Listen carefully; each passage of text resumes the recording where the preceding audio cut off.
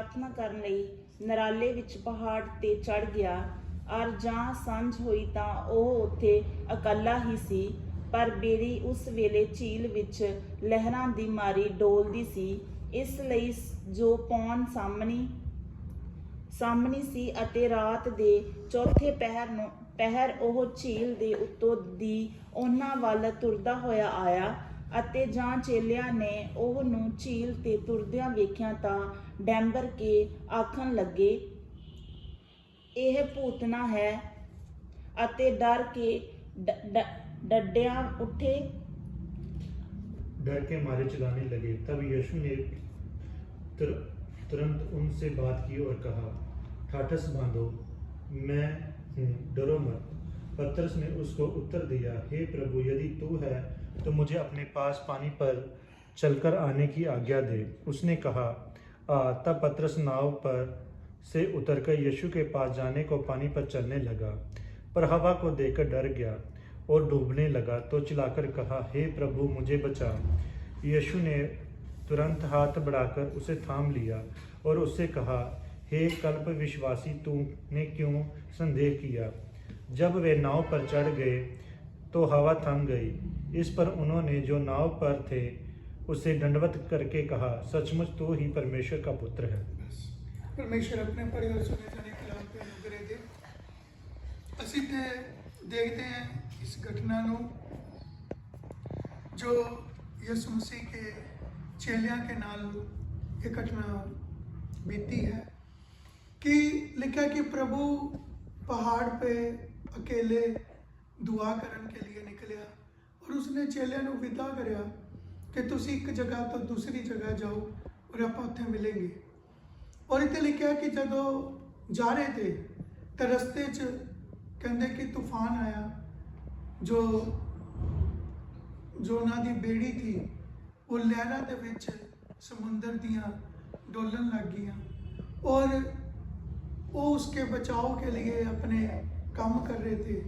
तो उन्हां का ध्यान जब रात के पैर पिया कि सामने कि प्रभु आ रहे उनकी तरफ, तो लेकिन वो डर गए और वो ये अनुभव करने लगे कि कोई भूत है, कोई क्या कहने हैं, कोई शैतान है जो उनकी तरफ आ रहा है।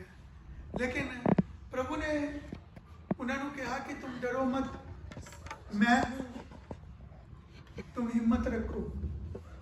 लेकिन जब उसकी आवाज़ ਨੂੰ सुन के पतरस ने क्या कहा कि अगर प्रभु यीशु तुसी हो तो मैनू भी हुक्म दो कि मैं भी पानी के ऊपर तुर के आवां। प्रभु कहता आ जाओ। तो लिखा वो पानी के ऊपर जब उसने अपने पैर रखे तो वो पानी के ऊपर तुरन लग गया। लेकिन अगे जाके क्या देखते हैं कि जदों पानी के ऊपर तुर रहा था तो लिखा कि वो हवा को देखने लग गया। 30वीं आयत के अंदर लिखा कि वो हवा को देख के डर गया और डूबने लगा। पर प्रभु ने कहा कि हे प्रभु मैनू बचा। और कहते प्रभु यीशु ने हाथ बढ़ाया और उसको बचाया। तो उन्होंने कहा कि तेने क्यों शक करे, तेरा ईमान कमजोर है। और इतने लिखे कि जब बेड़ी से चले गए तो कहते सब कुछ शांत हो गया। प्रभु उन्होंने क्या सिखाना चाहते थे या इस घटना से हमारे लिए भी क्या तालीम है, वो खुदा का वचन सानू इन चीज़ों के बारे में प्रेरणा देता है। कहते कि पतरस एक वो इंसान था जो प्रभु के सबसे नजदीक था, प्रभु को अच्छी तरह जानता था। कहते कि 12 चेलियां च एक वंड थी और ये वो वंड थी, 3 चेलियां की एक वंड थी जो हमेशा प्रभु के नाम रखते थे। प्रभु इन्होंने अपने नाम रखता था। और ये सब कुछ होने के बाद भी उनका होनी जो स्तर था वो मजबूत नहीं था। कहते कि प्रभु के नजदीक रहने वाले, प्रभु के हर काम दे विच प्रभु का जानने वाले, समझने वाले, जब आप किसी में आप नॉर्मल तरीके नाल देखते हैं, जो व्यक्ति हमेशा साडे नाल रहे, कोई पार्टनर हमारे हमेशा साडे नाल रहिंदा है। अब उहदी हर एक चीज़ नाल साडी वाकफियत हो जाती है कि इहदा सुभाव क्या है, इहदी नेचर क्या है, इहनूं क्या चाहिए, क्या पसंद है, क्या नहीं पसंद। मतलब एक दूजे नाल इन्ने घुल मिल जाते हैं कि आपां नूं हर चीज़ उसकी समझ आ जाती है। लेकिन इतने की चीज़ असीं देखते हैं कि इन्हें नज़दीक होने के बावजूद भी इतने की चीज़ देखते हैं कि ये वो व्यक्ति थे जो इस झील के अंदर पैदा हुए, जम्मे पले, इतने कारोबार करते रहे। हर बचपना, हर जवानी इन्हें कितने ही गुजरी है। ये वो जगह थी जो वहां की का बिजनेस प्लेस था, कॉमर्शियल जगह थी, और ये उत्थे जम्मे वाले लोग हैं, रहने वाले लोग हैं। लेकिन कई बार हालात इतना दे आए कि उन्होंने कंट्रोल नहीं कर पा रहे, पर प्रभु उन्होंने इतने दसना चाहता है कि जब आप प्रभु के साथ चलन के लिए अगे बढ़ते हैं तो बहुत सारिया रुकावटें पैंदी है। इधर लिखा कि इनके पास एक आत्मिक अनुभव इन्होंने मिला था। लिखा कि पतरस के पास एक हिम्मत प्रभु ने कहता कि मैं भी आना चाहना थोड़े की तरह। मतलब पतरस वो इंसान था जो बिल्कुल यीशु मसीह के साथ और उसकी कॉपी करने के लिए, उसके साथ चलन के लिए हमेशा जो क्या कहने क्रेजी रहता था। उसके अंदर एक लगन लगी होती थी कि मैंने भी करना है, मैंने भी जाना है। वो हमेशा चीज़ों की खोज और उसके प्रैक्टिकल करने से लगा रहता। प्रभु कहते तू आ जा, कहते वो तुर भी पे। पर इतने कुछ चीज़ा नोट थोड़ा मैं ध्यान लेना चाहना। कहते पतरस ने उसको उत्तर दिया कि हे प्रभु, यदि तू ही है तो मुझे अपने पास पानी पर चलने की आज्ञा दे ताकि मैं आपके पास आऊं, थोड़े को मैं आना चाहूँ। प्रभु क्या कहता है, मेरे पास आना चाहता आ जाओ। कहते वो प्रभु के पास जाने के लिए जब तक प्रभु के ऊपर ध्यान लगाता रहा, अगली आयत कहता है, कहता कि वो पानी, उसने कहा आ, तब पतरस नाव पर से उतर कर यीशु के पास जाने को पानी पर चलने लगा। मतलब चलने लग गया, उन्हें कोई रुकावट नहीं है।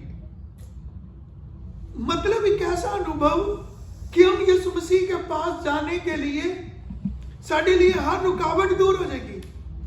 लेकिन हकीकत बात क्या हुई कि उसने हवा पर हवा को देख के डर गया।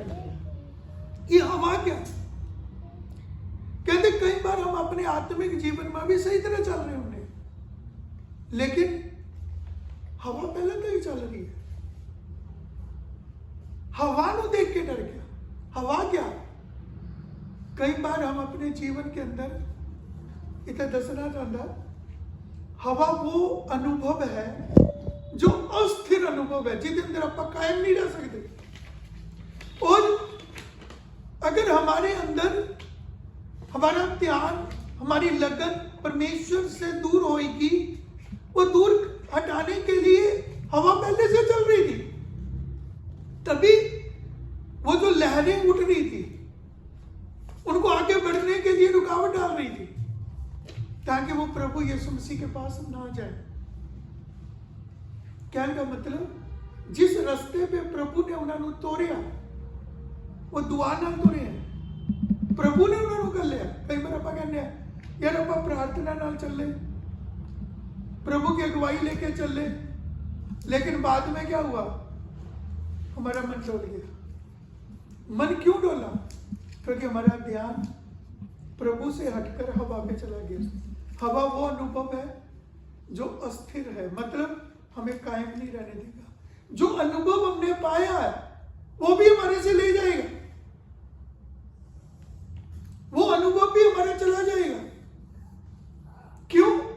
वो हवा किस लिए आई है? हमारे को चेक करने के लिए, हमारा ध्यान उसमें प्रभु पे लगता है। जिस मिशन के लिए प्रभु ने भेजा, क्या हम उसमें आगे बढ़ने के लिए इच्छुक हैं, या हम उस हवा को नजरअंदाज करेंगे? उन्होंने अपना ध्यान प्रभु से नजरअंदाज कर लिया, पर हवा पे लगा दिया। हालातों पे लगाते हैं, परिस्थितियों पे लगाते हैं, ऊंचा उठने के लिए लगाते हैं। अपने आप को, वो चेलों को हाईलाइट करने में लग गया कि देखो जी मैं पानी पे चल गया। तो उसका जो ध्यान था, जो उसका मिशन था, वो उससे उसको हटा दिया। और उसका ध्यान हटने के कारण उसको जो समर्था मिली थी, उसको जो अनुभव मिला था यीशु मसीह के पास जाने का, वो खत्म हो गया।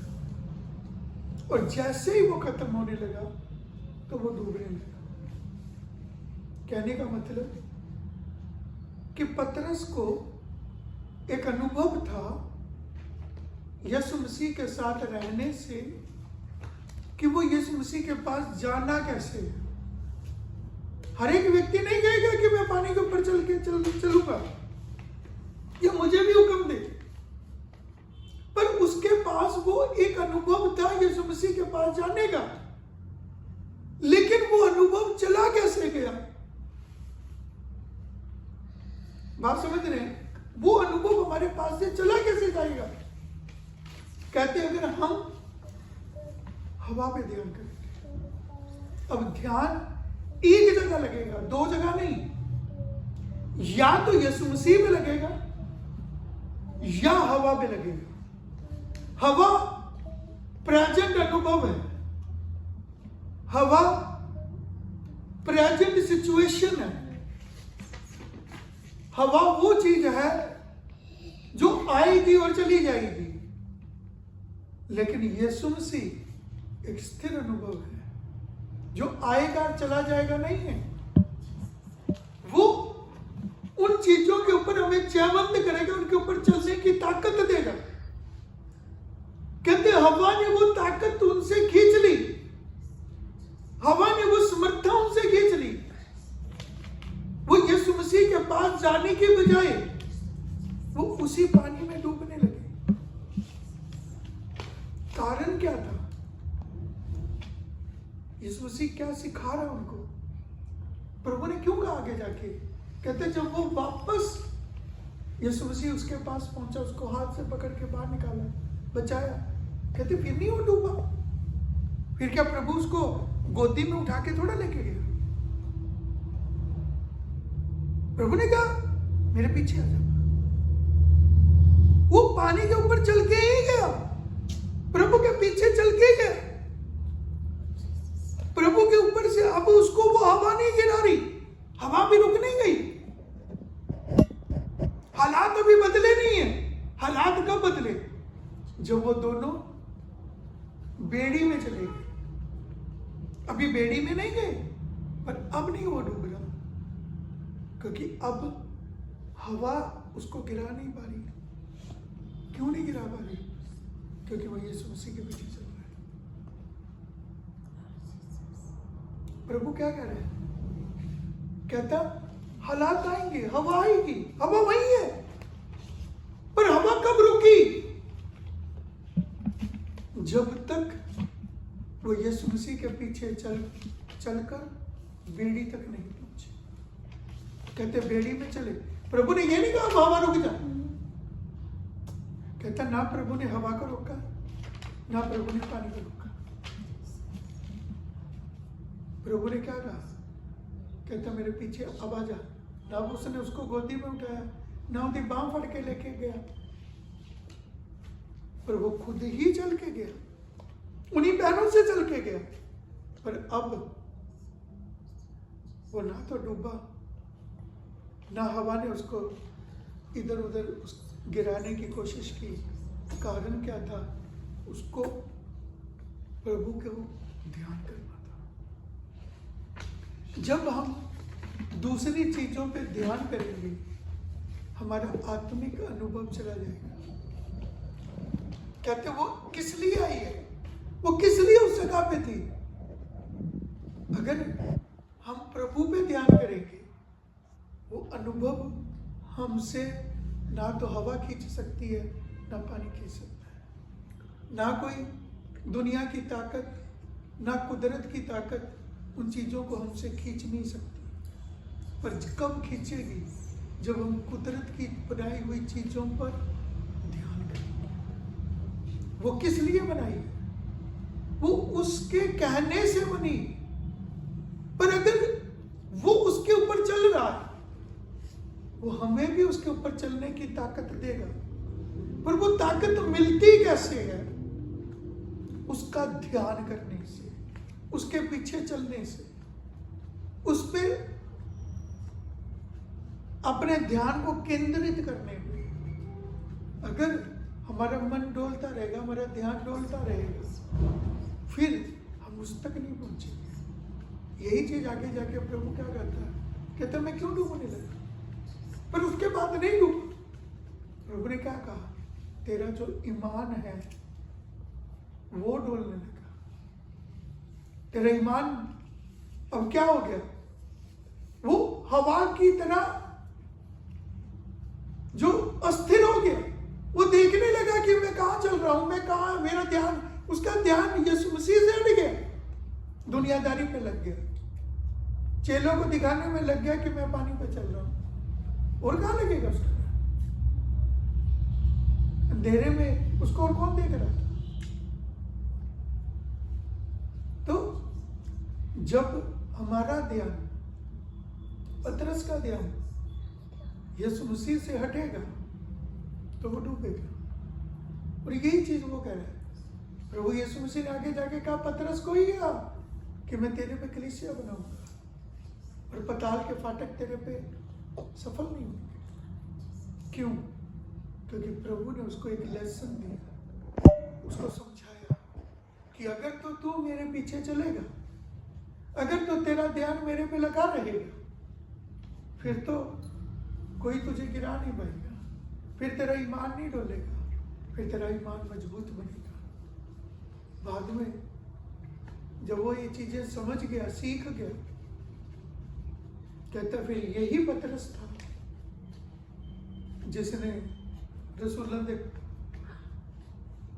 करतब के अंदर, मतलब प्रेरितों के काम या रसूलों के काम के विच कहते कि 3000 लोगों को प्रभु के पास लाने की समर्था उसे मिली। कहने का मतलब क्या था? कहता उसको वो बातें समझ आई। जब समझ आई तो वो लोगों को प्रभु के पीछे लाने वाला बना। इसलिए वो यहाँ पे क्या कहता है? अपने ईमान को मजबूत कर, अपने ईमान को दुनियादारी में मत लगा, इधर उधर की बातों में मत लगा, ये मेरे पीछे चला, अपने ईमान को मेरे पीछे रख, फिर तो कामयाब होगा।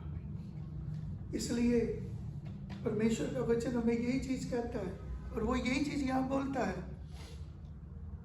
यीशु ने तुरंत हाथ बढ़ाकर उसको थाम लिया और कहा, हे अविश्वासी, तूने क्यों संदेह किया, शक क्यों किया, तेरे अंदर डाउट क्यों आया? कहते जब हमारे अंदर थोड़ा सा भी शक आएगा वो हमें गिराएगा, हमारे उस अनुभव को खत्म कर देगा। कहते कि ये प्रभु उसको रीजन बता रहा है, कारण बता रहा है। उसने पूछा तो प्रभु ने बताया।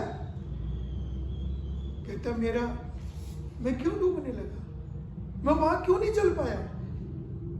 तो प्रभु ने क्या कहा? कहता तूने जो संदेह, शक किया, तेरे अंदर जो डाउट आया, कहता यही तुझे गिराने का कारण था। कहता हवा कामयाब हुई तुझे गिराने के लिए, क्योंकि हवा ने तेरे अंदर उस शक को देख लिया। और इसलिए कहता जब वो शक दूर हो गया, वही हवा तुझे गिरा नहीं पाई, वही पानी तुझे डुबो नहीं सका, तो उसके ऊपर चल के मेरे पीछे आया। और कहता जब हम पानी में चले, हम किश्ती में, समुद्र, नाव में चढ़ गए, बेड़ी में पहुंच गए, कहते सब कुछ शांत क्यों हो गया? क्योंकि वो अपने मिशन में फेल हो गए और तुम अपने मिशन में पास हो गए। कहने का मतलब क्या है? कहते कि हमें गिराने के लिए, हमसे वो अनुभव छीनने के लिए, कहते हर चीज वही थी, लेकिन वो कब हमसे वो चीज खींच लेगी, छीन लेगी। इसलिए यीशु मसीह ने कहा चोर किसी और काम के लिए नहीं आता, चोरी करने के लिए, घात करने के लिए, नाश करने के लिए। पर वो कहता मैं इसलिए आया ताकि तुम जिंदगी पाओ और हमेशा की जिंदगी पाओ, इटर्नल लाइफ, सदीपक जीवन पाओ। इसलिए आज हमें जरूरत है उस सदीपक जीवन की। कहते जब पतरस ने वो सदीपक जीवन का पाने का रास्ता समझ लिया, कहते फिर वो पीछे नहीं गया, फिर वो आगे बढ़ता चला गया। इसलिए आज की जरूरत वही है। बहुत सारी हवाएं हमारी जिंदगी में आएंगी, हमारे ध्यान को यीशु मसीह और उसके मिशन से दूर करने के लिए। लेकिन अगर हम अपने ध्यान को यीशु मसीह पे केंद्रित करेंगे तो हम एक कामयाब इंसान बनेंगे। परमेश्वर ने यहोशू से यही कहा, कहता जो कुछ इस किताब में लिखा है इसके अनुसार करने का जतन कर और दिन रात इस पर ध्यान कर। वो यही कहता है ध्यान कर इस पे। कैसे? दिन रात इस पर लगा रहे, इस पे ध्यान कर और जो कुछ इसमें लिखा उसे पूरा कर। ऐसा करने से तेरा मार्ग सफल होगा।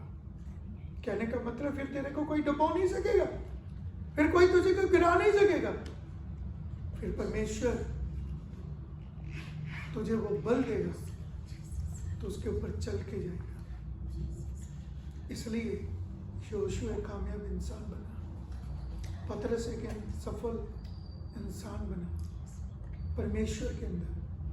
आज वही हमसे भी यही चाहता है कि हम एक सफल इंसान बने, एक सफल विश्वासी बने, एक सफल वो व्यक्ति बने जो परमेश्वर के मकसद को पूरा करे। कहता उसके लिए उसने हमें बुलाया है। लेकिन हवाएं और लहरें हमारी जिंदगी में रहेंगी, वो हमें ढूंढती रहेंगी कि कब हमारा ध्यान यीशु मसीह से इधर उधर होता है। लेकिन एक कामयाब इंसान वही है जो दिन रात अपना ध्यान परमेश्वर पे लगा के रखता है, उसके वचन को पूरा करने में लगा रहता है, अपने मिशन को पूरा करने में लगा रहता है। कहता कोई उसको गिरा नहीं सकेगा। इसलिए आइए जब हम अपने मन को, रुझान, जिस्म को उसके लिए तैयार करें। हालात आएंगे, परिस्थितियां आएंगी,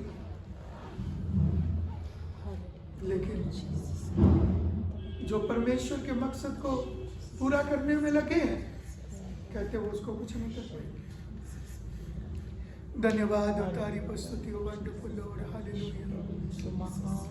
महिमा में विराजमान तेरा धन्यवाद हो, तेरी तारीफ हो, तेरी स्तुति हो, तेरी बड़ाई हो प्यारे पिता। दिला लबाला। आइए 2 मिनट थोड़ी देर परमेश्वर का धन्यवाद करें। हालेलुया। Thank you father. उसके वचन के लिए धन्यवाद करें। वो क्या कहना या समझाना में चाहता है, उसके लिए परमेश्वर का धन्यवाद करें। अपने अंतःकरण को उसके लिए तैयार करें। धन्यवाद। उसकी आवाज को सुनने के लिए, उसके वचन को सुन के समझ कर उसके ऊपर अमल करने के लिए अपने आप को तैयार करें।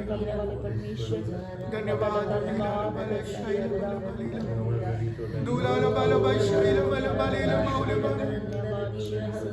कहता कोई हमें टिका नहीं सकेगा, कोई हमारे बिजनेस को खराब नहीं कर पाएगा,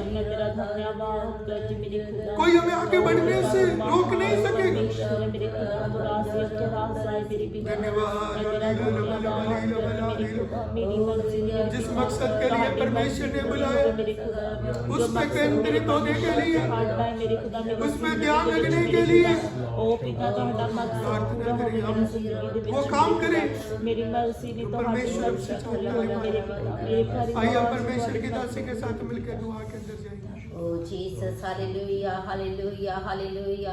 पवित्र आत्मा प्रभु जी धन्यवाद धन्यवाद धन्यवाद मेरे पिता। हम आपके प्यार, आपकी दया, कृपा, भलाई, करुणा, तमाम आशीषों के लिए धन्यवाद करते हैं। सुंदर प्यारे समय के लिए हम धन्यवाद करते हैं प्रभु। इस सलून को, इनके काम को प्रभु, इन बच्चों को मैं तेरे हाथों में दे देती हूँ। इनके लिए हम धन्यवाद करते हैं, तेरे हैं प्रभु।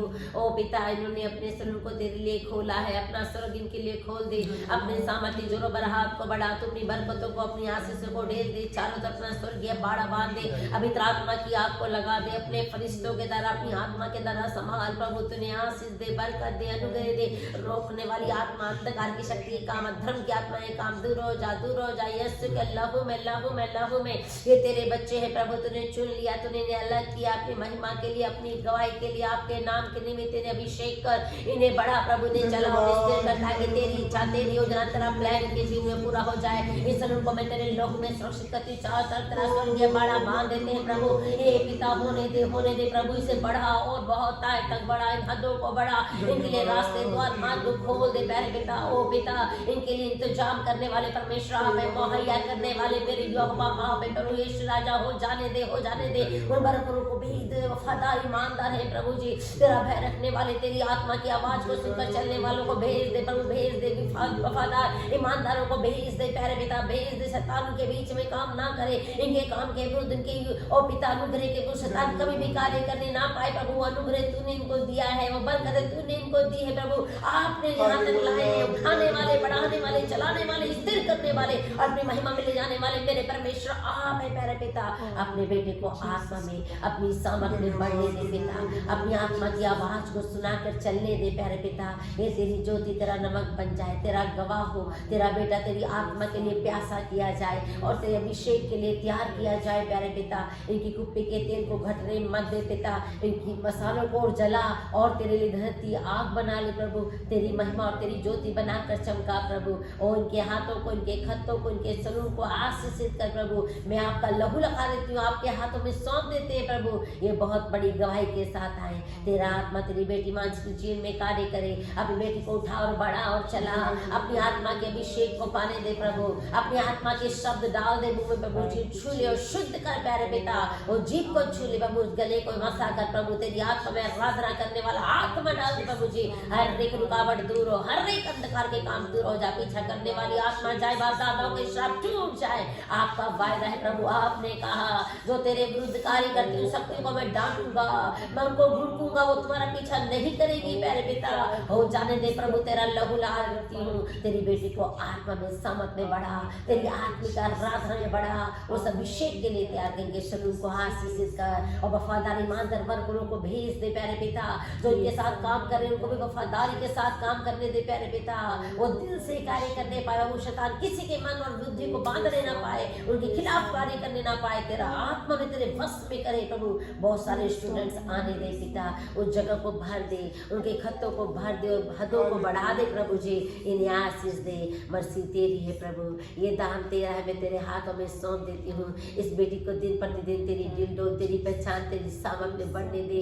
तेरे अभिषेक में बढ़ने दे, तेरे अनुग्रह में बढ़ने दे प्रभु। आप इसके एडमिशन को कराने जा रहे हैं, धन्यवाद करते हैं। उस लकी ड्रॉ में आपने इसका नाम निकाल दिया है और आपने वो प्रभु हाँ और आमिन के साथ दे दिया है प्यारे पिता। एक बड़ी गवाही को हम सुनने जा रहे हैं प्यारे पिता। अपनी बेटी को बहुत दाएं तक बुद्धि, ज्ञान और समझ दे। अपने अभिषेक में बढ़ा प्यारे पिता। जो तूने इसके लिए रखा है वो रास्ते, वो द्वार खुल जाए प्रभु। ये अपने माता पिता और आपके लिए और आपके घर के लिए बहुत बड़ी आशीष का कारण हो। तेरी शोभा बन के चमके प्रभु। और पिताजी के लिए विनती प्रार्थना करते हैं कि विश्वास को बढ़ा, तुझमें स्थिर कर। इन्हें कभी भी दाएं और बाएं मुड़ने मत दे। तेरी आवाज को सुनकर चलने दे। तेरी इच्छा इनकी जिंदगी में पूरा हो जाए। हे पिता, इनके मन को स्थिर कर, इनके कदमों को स्थिर कर और तेरी इच्छा को पूरा करने दे। इन्हें स्थिर कर प्रभु। मम्मी के लिए धन्यवाद। मम्मी के जीवन में काम कर पिता।